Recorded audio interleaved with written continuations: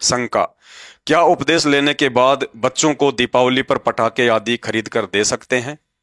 इस शंका के समाधान के लिए सबसे पहले आपने यह जानना होगा कि दीपावली क्यों मनाई जाती है।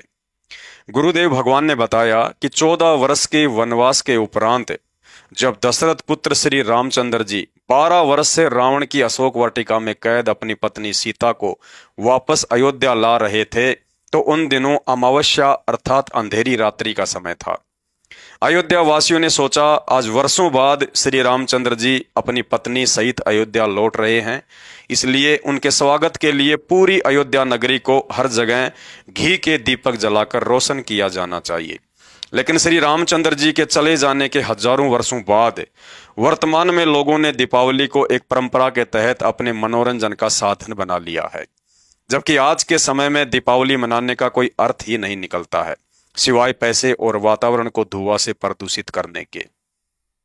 अतः उपदेशी भाई बहनों ने इस दिन कोई भी बकवाद करने से बचना चाहिए और बच्चों को भी पटाखे आदि से दूर ही रखना चाहिए।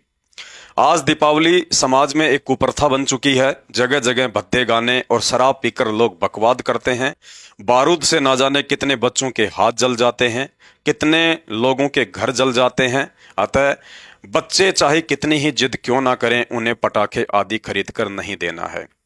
अपने नादान बच्चों के आंसुओं की तरफ देखकर भावुकता में यदि आपकी आत्मा दुखी होती है तो समझ लेना अभी ज्ञान आधार से भगत बनने में बहुत कमी है, और ऐसी कमी एक ना एक दिन मर्यादा टूटने के कारण परेशानी का कारण भी बन सकती है। अतः बच्चों को गुरुदेव भगवान के सत्संगों का हवाला देकर इस कुप्रथा के नुकसान के विषय में समझाएं।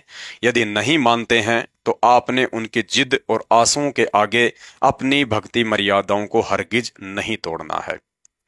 अब हमने गुरु ज्ञान आधार से इन व्यर्थ के त्योहारों को बढ़ावा देने से पीछे हटना है, क्योंकि ज्ञान हो जाने के उपरांत यदि हम भगत भाई बहन भी इन कुप्रथाओं में सहयोग करना नहीं छोड़ेंगे तो आम सांसारिक लोगों से क्या उम्मीद की जा सकती है।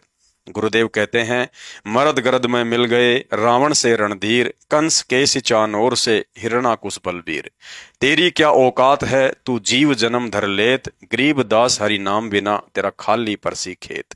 इसलिए होली दीपावली जैसी कोई भी कुप्रथा आने पर हमें यह शिक्षा लेकर भक्ति मार्ग में और अधिक दृढ़ हो जाना चाहिए कि हम ऐसे गंदे लोक में रह रहे हैं जहां 3 लोक के स्वामी श्री विष्णु जी अर्थात श्री रामचंद्र जैसे भी आजीवन सुख का सांस नहीं ले सके।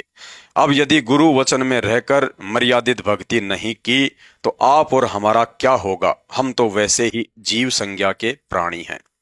तो शंका समाधान में आज केवल इतना ही। शंका समाधान के और अधिक वीडियो देखने के लिए हमारे Facebook page Pawan Das is live Manav Dharmi Pawan दास को फॉलो करें। वीडियो अच्छा लगे तो शेयर करें। बंदी छोड़ सतगुरु रामपाल जी परमेश्वर जी की जय हो।